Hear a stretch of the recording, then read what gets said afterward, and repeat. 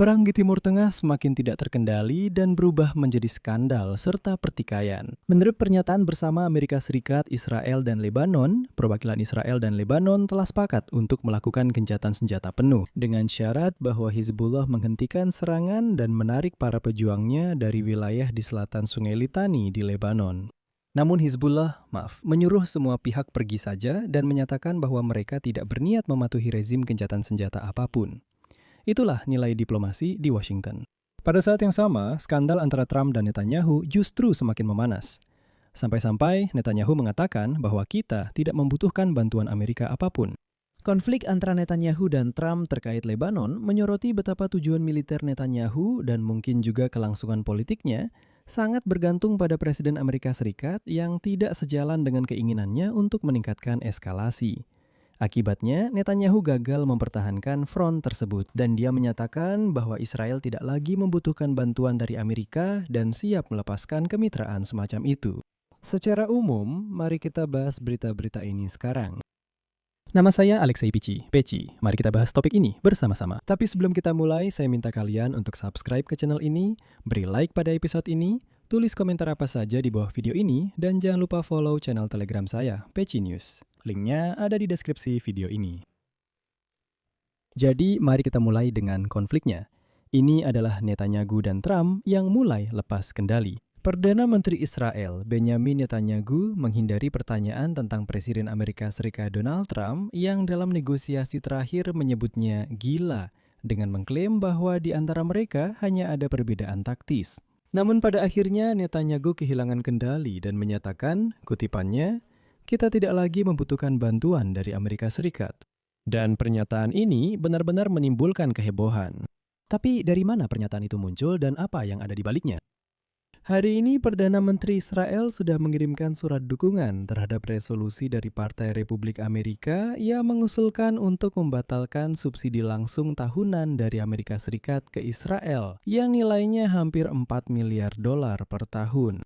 Resolusi tersebut menyerukan untuk membatalkan semua pembayaran kepada Israel dan sebagai gantinya menandatangani perjanjian di mana Israel akan membeli senjata dari Amerika Serikat, bukan menerimanya sebagai bantuan. Anggota Kongres dari Partai Republik, Marlin Stutzman, pada hari Rabu juga mengajukan resolusi ke Dewan Perwakilan Rakyat yang menyerukan penandatanganan nota kesepahaman baru antara Amerika Serikat dan Israel.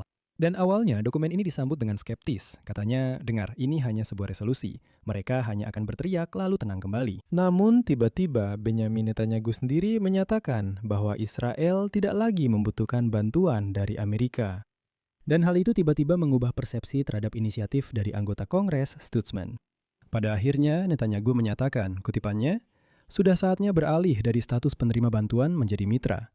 Kami ingin mencukupi kebutuhan kami sendiri." Perlu saya catat, nota kesepahaman 10 tahun yang berlaku saat ini yang mengatur pemberian bantuan militer kepada Israel dengan total sebesar 38 miliar dolar akan berakhir pada tahun 2028. Dan inilah yang dikatakan Netanyahu, kami tidak lagi membutuhkan bantuan dalam bentuk seperti ini. Dan yang menarik, sebelumnya inisiatif seperti ini di Amerika hanya didorong oleh para pengkritik Israel. Sekarang, inisiatif ini didorong oleh para pendukung setia negara Yahudi, karena di dalam Amerika Serikat sendiri, sikap terhadap Israel jelas berubah dan berubah tidak menguntungkan Israel. Menurut survei Pew Research Center pada bulan April, persentase warga Amerika yang memiliki pandangan negatif terhadap Israel meningkat dari 53 menjadi 60 dalam setahun terakhir. Oleh karena itu, pernyataan seperti itu dari Netanyahu jelas merupakan upaya untuk mengambil langkah lebih dulu, seolah-olah mengatakan, kami sendiri yang menolak bantuan kalian, bukan kalian yang mengurangi bantuan kepada kami. Namun, Netanyahu memiliki masalah besar, terutama dalam konteks bahwa Trump sendiri pernah menegurnya dengan mengatakan bahwa Netanyahu sudah lama akan dipenjara jika Trump tidak melindunginya. Masalahnya, pada bulan Oktober nanti akan diadakan pemilihan Knesset di Israel, sementara Netanyahu belum juga menepati janjinya untuk menghancurkan Hamas. Dan dia juga belum menepati janjinya untuk mengganti rezim di Iran. Dan dia mendapat banyak kritik di dalam Israel karena serangan Hizbullah yang terus berlanjut. Dan sekarang juga ada skandal dengan Trump. Pada saat yang sama, konflik antara Trump dan Netanyahu muncul di tengah perang di Lebanon, dan di sini juga ada berita. Menurut pernyataan bersama Amerika Serikat, Israel dan Lebanon telah sepakat untuk melakukan gencatan senjata penuh dengan syarat Hizbullah menghentikan serangan dan akan menarik para militan mereka dari wilayah di selatan Sungai Netanya di Lebanon. Namun hari ini, kelompok Hizbullah menolak semua syarat yang diajukan setelah sebelumnya milisi Syiah tersebut sebenarnya menyatakan kesiapan untuk melakukan gencatan senjata penuh. Tanpa persetujuan Hizbullah, gencatan senjata mungkin hanya akan menjadi formalitas di atas kertas, dan para militan secara terang-terangan mengatakan bahwa mereka tidak peduli dengan kesepakatan gencatan senjata apapun. Dan selanjutnya akan saya jelaskan. Kenapa saya bilang semuanya sudah di luar kendali? Masalah bagi Donald Trump adalah bahwa gencatan senjata penuh di Lebanon merupakan salah satu tuntutan utama yang diajukan oleh pejabat Iran dalam negosiasi dengan pemerintahan Trump mengenai perjanjian penghentian perang. Karena itu, Trump melontarkan kritik keras kepada Perdana Menteri Israel Benjamin Netanyahu dalam percakapan telepon yang penuh dengan kata-kata kasar. Trump sendiri sudah mengonfirmasi hal ini. Saya punya episode khusus tentang topik ini di YouTube, jadi silakan kunjungi dan tonton. Setelah percakapan telepon tersebut, Trump mengumumkan gencatan senjata parsial baru di Lebanon yang mencakup komitmen Israel untuk tidak mengebom Beirut sebagai imbalan atas penghentian serangan Hizbullah terhadap kota-kota Israel di sepanjang perbatasan. Awalnya Hizbullah berjanji untuk mematuhi gencatan senjata. Namun dalam 48 jam terakhir, kelompok tersebut telah melakukan beberapa serangan drone terhadap target di wilayah Israel. Dan pada Rabu malam, Presiden Lebanon Joseph Aoun dengan bangga menyatakan bahwa dalam 24 jam ke depan akan diberlakukan gencatan senjata baru.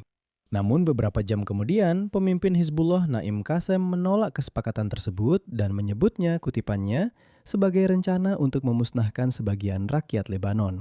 Jadi, pemimpin utama Hizbullah menyatakan bahwa gencatan senjata harus mencakup penarikan penuh pasukan Israel dari seluruh wilayah Lebanon Selatan, dan berjanji akan terus melakukan serangan selama pasukan Israel masih menduduki sebagian wilayah Lebanon. Dan disinilah penting untuk dipahami bahwa jika Hizbullah benar-benar menolak kesepakatan dan terus meluncurkan roket serta drone ke Israel Utara, hal ini bisa mendorong Trump untuk memberikan Netanyahu keleluasaan penuh. Lampu hijau untuk meningkatkan kampanye militer di Lebanon. Namun, hal itu akan menyebabkan gagalnya negosiasi dengan Iran secara total.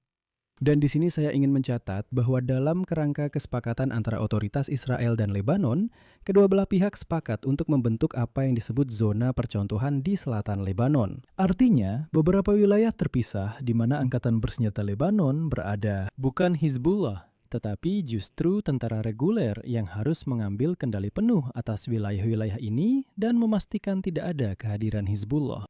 Sebagai gantinya, pasukan pertahanan Israel akan menarik pasukannya dari wilayah yang sama. Dan jika hal ini berhasil di zona percontohan, kedua negara siap mencapai kesepakatan menyeluruh tentang perdamaian dan keamanan.